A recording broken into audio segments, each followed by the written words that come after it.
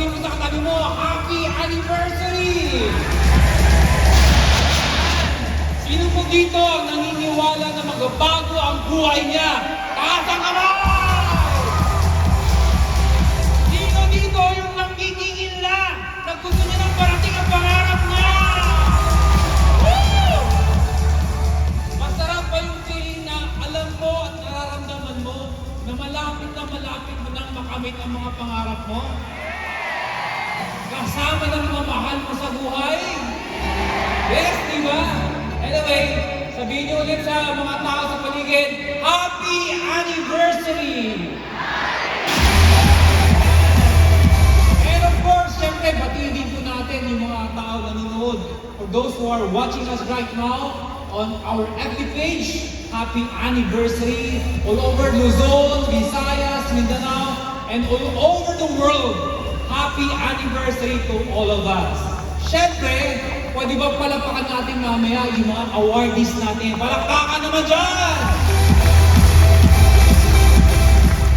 And bago po tayo matapos, syempre, kailangan ma-acknowledge natin yung mga first time na umattend ng anniversary ng AIM Global. Yan!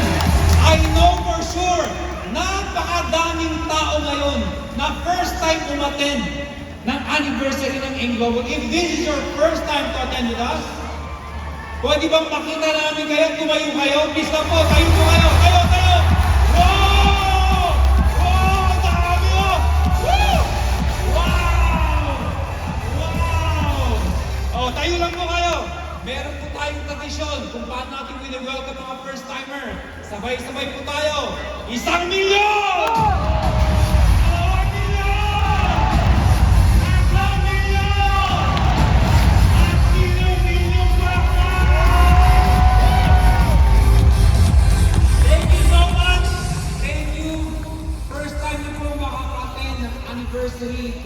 At magugulat po kayo, napakadaming exciting na bagay na marinig kayo, including yung kanina, pati yung mga nag-share kanina. Sabi nga, over the last 17 years, AIM Global has undergone massive changes like rebranding, expansion, globalization, and product innovations. We have been through a lot of ups and downs, but as I see our company has become stronger and efficient than ever before. 17 years, ang dami na pong binagong buhay, ang dami na pong pangarap na nakuha, nakamtan. Ang question ng karamihan, ito, very common questions po, lalo na kung mga bago. Do I fit in this business? Do I fit in AIM Global? Ako ba ay para dito? Pag sabing fit, F-I-T.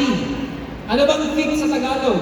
Bagay ba ako sa AIM Global? Para dito ba ako? Kaya ko ba to? Yung nangyari ba sa kanila, pwede mangyari sa akin? Yan yung mga questions. Well, sabi ng iba, kailangan siguro magaling ka, siguro edukado kang tao, siguro talentado kang tao, marami kang abilities. Now, for the past 70 years, lalo yung mga nakasabay namin dito, nakita nyo yung testimony kanina. You have seen people from all walks of life na nagbago po ang buhay. May mga taong iba't ibang pinanggalingan po sa mundo. Oh, sa mundo. Okay, parang ano yun, anino? Iba-iba ang kanilang pinanggalingan. Kumbaga, may mga nakatapos, may mga empleyado, may OFW, even doctors and lawyers. So, ibig sabihin, sabi dito, kahit sino, pwede. Ang importante, fit ka. Ano ba ibig sabihin ng fit? F-I-T. Umpisahan po natin. F. Okay? Stands for faith. Sabihin mo sa katabi mo, faith. Yan. Pero hindi lang basta faith. Dapat unwavering faith. Yan. Ano ba ibig sabihin ng unwavering? Bilisan natin. Unwavering means continuing in a strong and steady way. Ano naman ang ibig sabihin ng faith? Faith means something that is believed, especially with strong conviction. Pag pinagsama mo, it is a solid belief that you know something will happen in a positive way, even if you don't see it.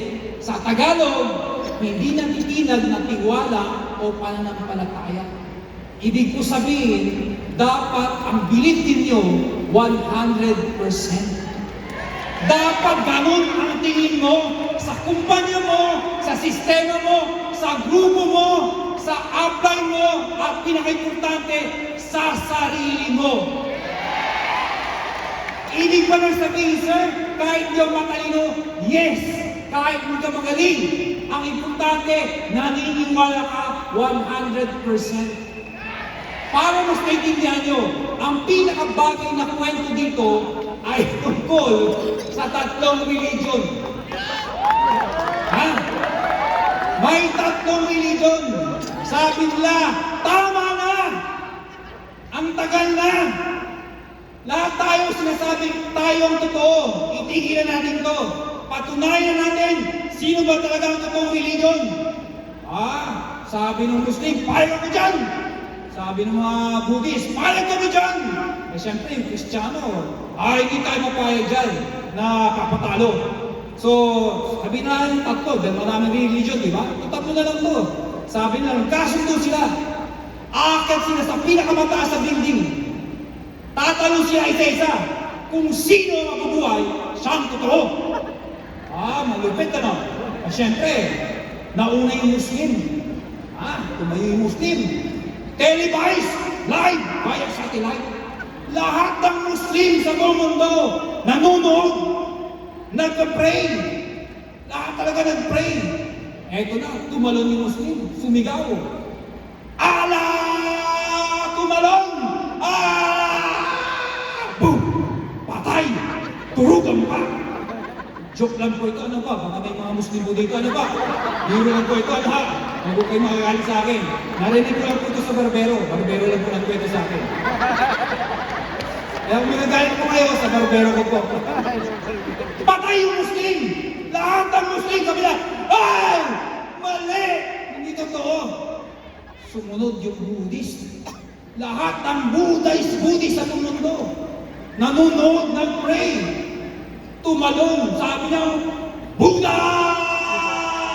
Sinilip po, nung 50 meters na lang, Buddha! Nung malapit na, Buddha! Biglang, bumalik sa ibabaw. Buhay! Lahat ng Buddhist, yes! Totoo! Hindi pa tapos, may Kristiyano. Sakto yung pinadala. Pilipino.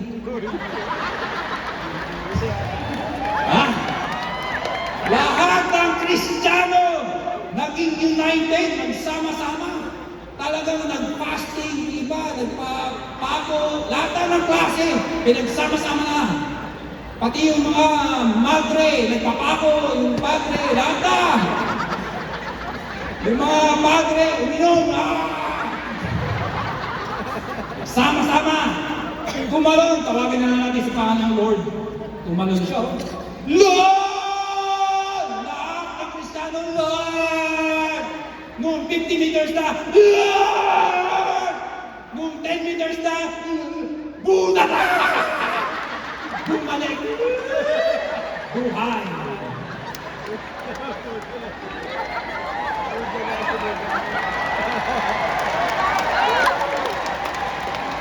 Ganyan ba ang tiwala nyo sa sarili nyo? Maraming tao, pag nakarinig ng mga testimony, pag naka-attend ng ganitong event, power! Grabe! Payaman! Magbilang ka ng ilang araw, may mga kausap, ay, pangit yan! Ano yung tsura niya? Power! Grabe! After ilang araw ulit, may nagsabi, hindi totoo yan, lokohan yan! Ano yung tsura niya? Grabe! Magbilang ka ng ilang buwan, pangit niya! Ayaw ko yan! Sila mismo, wala na. Bakit? Hanggang umpisa lang. Pero sa nakikita ko sa mga taong to, lahat ng nandito ngayon, alam ko, 100% ang paniniwala nyo! Dahil 100% yayaman kayo!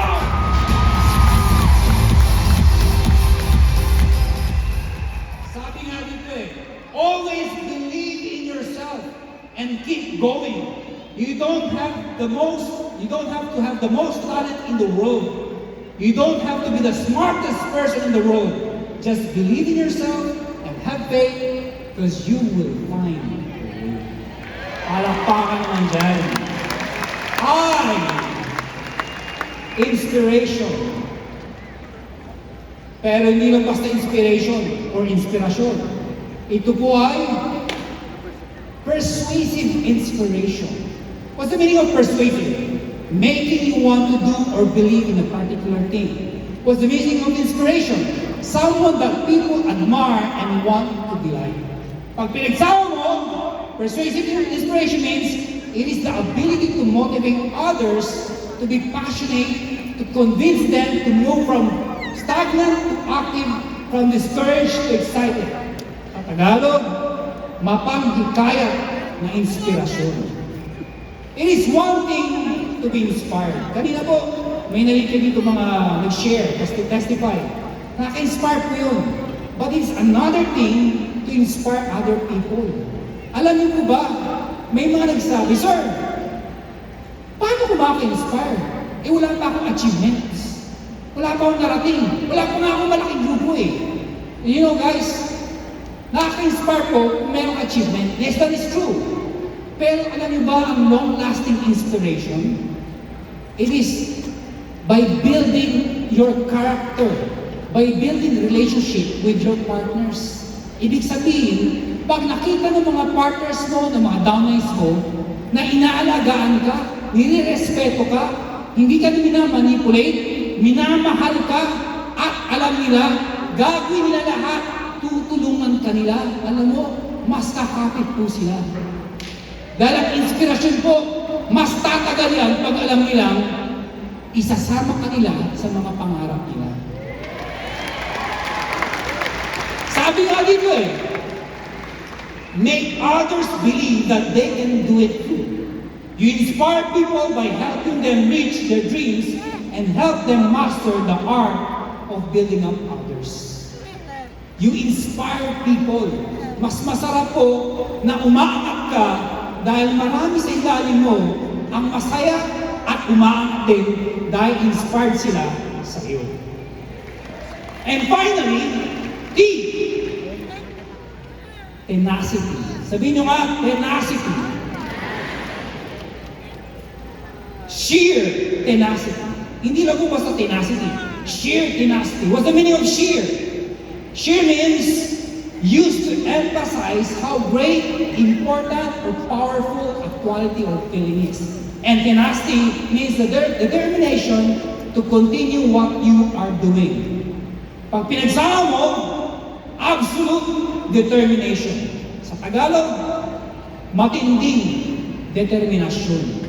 Ito yung bagay kung bakit meron nagsasaksi, may umaangat, may nakakuha ng pangarap nila, because of sheer tenacity. Para maintindihan nyo yung pinakamaikling explanation. Merong isang panday. Alam niyo ba yung panday? Yung gumagawa ng mga baka, lata, gano'ng panday. Okay, gumagawa, panday. May edad na. For how many years? Siya po ay kilalang panday sa isang nayon, sa isang village. Kaya lang, sabi niya, ang tanda ko na, anong iiwan ko sa village na to, sa nayon ko, para maging legacy ko, para maalala ko. Alam niyo, naisip niya, doon sa nayon nila, walang kampana. Sabi niya, ako ang gagawa ng kampana. Yung ibang nayon, ibang village, may mga kampana, pero sila lang pumutangin ng walang kampana. So wala siyang ginawa, kundi mag-build ng pinakamalaking kampana. Sobrang tagal ng ginawa yung kampana.